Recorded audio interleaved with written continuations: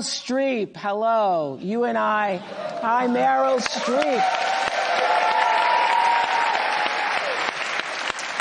You and I have talked about this moment. Hi.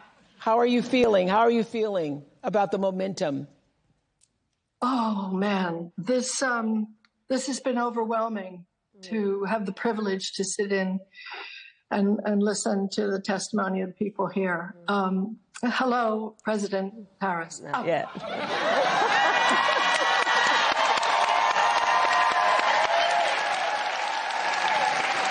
47 days. 47 days, yes. From my mouth to God's ear. And hello, Oprah. I think the word of the day has been preventable. Preventable. All of this. The surround of hatred and venom and toxicity and encouraging some segment of Americans to hate other segment of Americans. It's just crazy. And nobody wants it. We're done. That's right. We're done with it. I wanted to ask you, I can't believe I have this opportunity. I probably never will again. If I have a little Debbie Downer moment, because actually, I think you're going to win. I'm sure you're going to win. Yeah. But what happens when you win and he doesn't accept it? And you know that there's going to be this long slog of shenanigans. And I'm wondering how we get to that moment, how we preserve certification on January 6th. Because if it doesn't happen, it'll be maybe thrown back to the legislatures of the states. And I've been working with state government citizens campaign, which is sgcamerica.com. So they're great. They're doing the unglamorous down ballot work of promoting those candidates, because I'm worried about it, and I wonder if we're ready for January 7th, 8th, 9th, and what happens? What happens? So we will be ready, but just taking a step back, and thank you, Marilyn, for the gift that you give. You do your talent, your creativity. Thank you for being here. One of the things that I have realized in the course of our campaign is that more Americans than we may realize who voted for Trump before have decided January 6th was just a bridge too far. When we reflect and think about what January 6th was, where the President of the United States, sitting in the Oval Office, incited a mob, a violent mob, to attack the United States Capitol, such that 140 law enforcement officers were injured, some were killed. To try and upend a free and fair election where the American people voted, that was a bridge too far for a lot of people.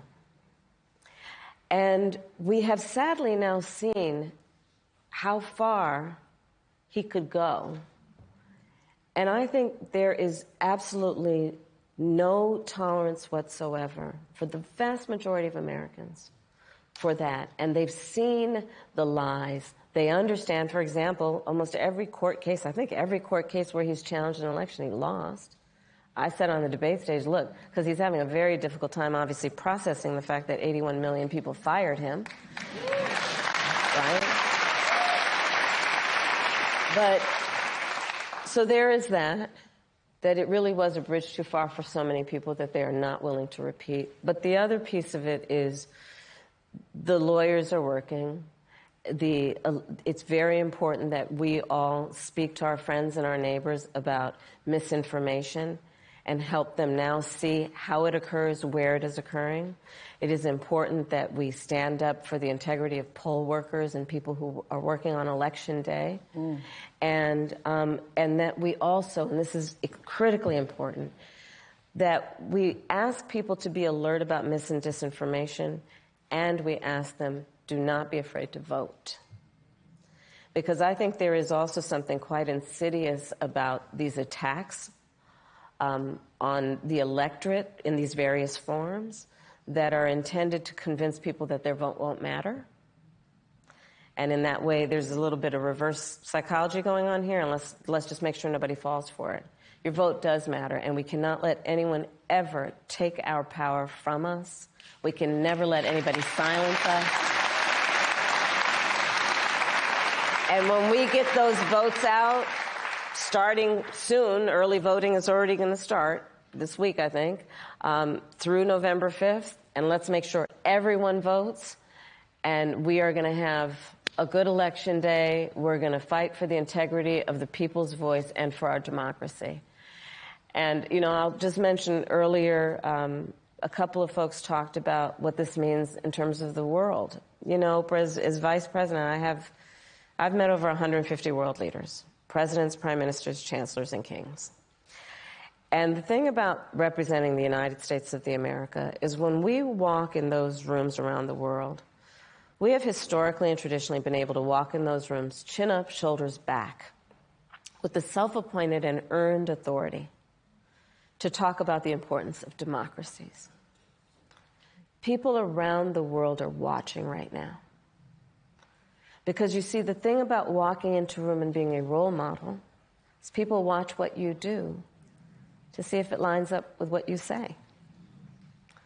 And in that way, the consequences of this election are directly going to impact the American people and people around the world. That's what we're fighting for, and those are the stakes. And that's why we're going to win, because we know what we're fighting for, because we know what we stand for. Thank you, Meryl. So, thank you, Meryl. What is on your heart to say to the American people